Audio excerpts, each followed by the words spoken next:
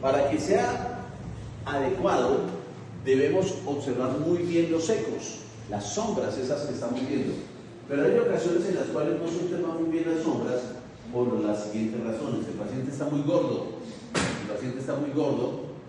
Espérame, entonces sigue moviendo y yo voy a parar. Entonces, volvamos aquí, stop.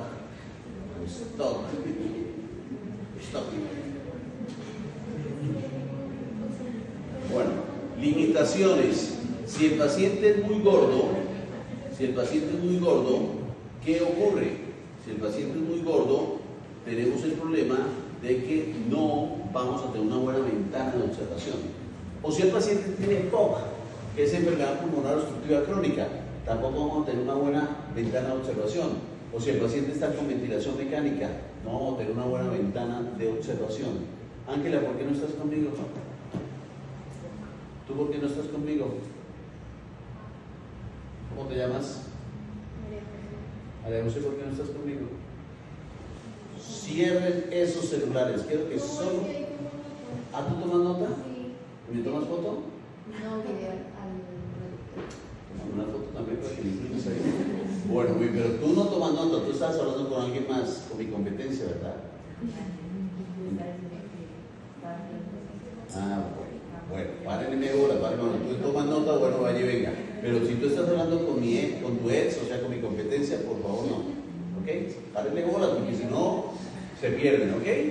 Bueno, entonces decíamos que esto no es perfecto, que para que se pueda ver y se pueda medir, debe haber una buena ventana, pero si el paciente es muy gordo, si el paciente tiene una enfermedad pulmonar obstructiva crónica que no deja conducir muy bien las ondas sonoras, o si tiene ventilación mecánica, esto no va a funcionar muy bien. Entonces hay que tener en cuenta eso, tener también en cuenta, además de eso, de la obesidad, del EPOC, que hay algunos factores como enfermedades complicadas aórticas o mitrales o anormalidades complejas de la motilidad de la pared o condiciones que distorsionan la anatomía del ventrículo izquierdo que pueden alterar la calidad y sobre todo la competencia del operador.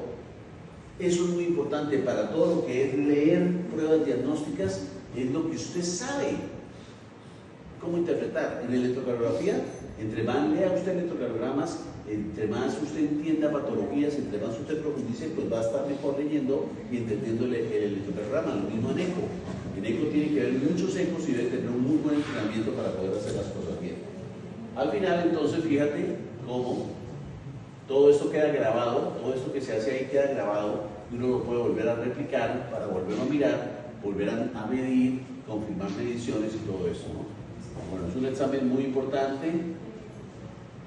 El acortamiento longitudinal, todo lo que corresponde al engrosamiento de las paredes, todo lo que corresponde a la disminución de las cavidades, todo lo que corresponde al movimiento de la valva anterior, de la válvula mitral, me permite decir que la función sistólica ventricular está buena o está mal.